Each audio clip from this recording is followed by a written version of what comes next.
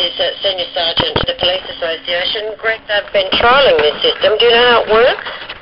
Good morning, Libby. We only have scant details on it, but it would appear that what happens is, as you say, you go into a police station to report a crime, and you're directed to a telephone or a bank of telephones, and you actually get to talk to someone at a call centre. Now, how happy are you with this concept? Well, our members are telling us they're up in arms about it. They're trying to do the right thing for the public, who, in the end, whose taxes pay their wages. They're out there trying to do the right thing by them, and we've obviously now got a police force pretty close to crisis stage if we don't have enough people to man police stations. That really is the problem, isn't it? That are there enough people to actually be at the front desk ready to deal with these sorts of inquiries, which can very often be highly charged and emotional? Oh, look, absolutely. I mean, I spoke to one of our members less than an hour ago from Ballarat. They don't have enough police to put a divisional van on the road in Victoria's third biggest city this morning. We don't have enough police to answer inquiries at the front counter. How the government has let it get to this stage that the police force is reduced to tricks and smoke and mirrors to try and give an impression of this, as the paper says today, a more streamlined service is just lamentable. Although in my case that I was just talking about, where I didn't actually hear back, I probably would have been more satisfied with getting a call centre with a specialist call taker, as they say. So I assume it would be a little bit like dialing 000, but less an emergency line as like a complaint line, and it may well have been handled more professionally.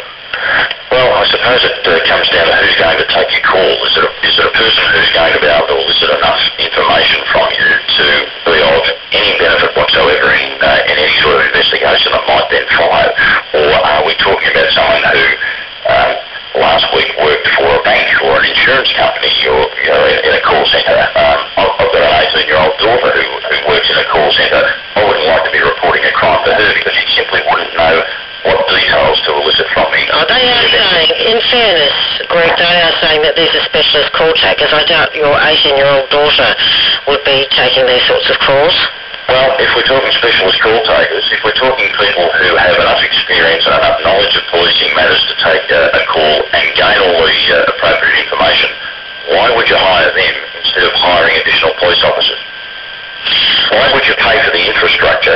Why would you put in telephones at great cost to the taxpayer right across the state, potentially? Why wouldn't you just hire extra police so that people can talk face-to-face with a police officer? Now, apparently this system's been tested in Glen Ira, Kingston and Bayside areas in August. I'd love to hear from someone. If you have had an incident that you've wanted to report to police, turned up to a police station and had to use this special telephone to speak to a specialist call taker, let me know what it was like, because I think that will put it in a different perspective indeed. Greg Davies, thank you. Thank you, Libby. Greg Davies is Senior Sergeant Secretary Designate of the Police Association. What do you think? Are you happy to walk into a police station and then give your complaint via a telephone? It's 4 to 9. From 5:38, Libby Price. On 774 ABC Melbourne.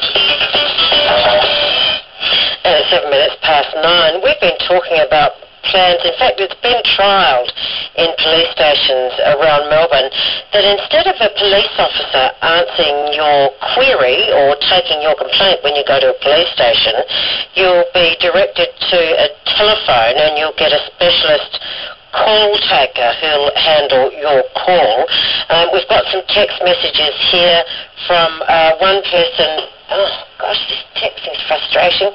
Hi, Libby. I've been with Victoria Police for 22 years in Gippsland. They're reducing patrol response units due to lack of staff, and the bosses pretend everything is fine. What a joke.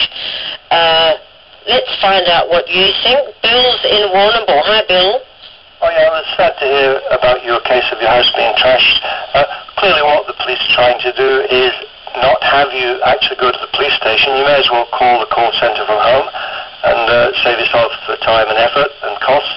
So if you call from home, it's a phone call. They put you onto this so-called specialist call centre person. That person will have a checklist in front of them.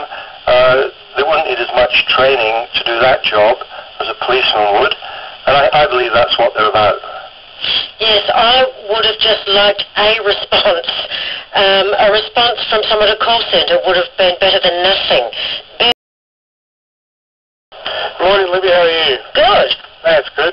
Libby, I'm calling up in regards to what I've heard this morning on the radio, and it ties into a broader agenda and a broader picture of the government privatising all sectors, basically.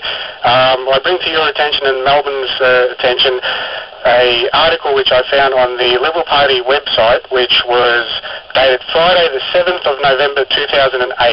Jason Wood MP in this article refers to the Shadow Attorney General George Brandis and Shadow Parliamentary Secretary for Justice and Public Secretary Jason Wood have called on the Rudd government to explain its decision to cut up to 150 members from the Australian Federal Police. Yes, well, therein lies the problem, doesn't it? That the police numbers, even the police commissioner would admit she'd like more police. Elwyn in Yarraville.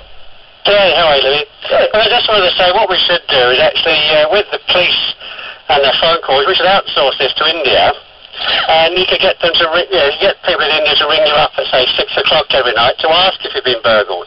Take a more proactive approach to it. That would be a new approach to it. Sort of prevention's better than cure, perhaps. Exactly. You should ring your house every night when you're having tea for a quick chat. Because that's all you always love getting a phone call then. Yeah, well, I mean, it's the police ringing then, isn't it? So, I mean, it's not such a problem. I think it'll be a great initiative. Thank you, Elwyn, and it's nice to have some levity in the program every now and then, isn't it? It's 10 minutes past 9.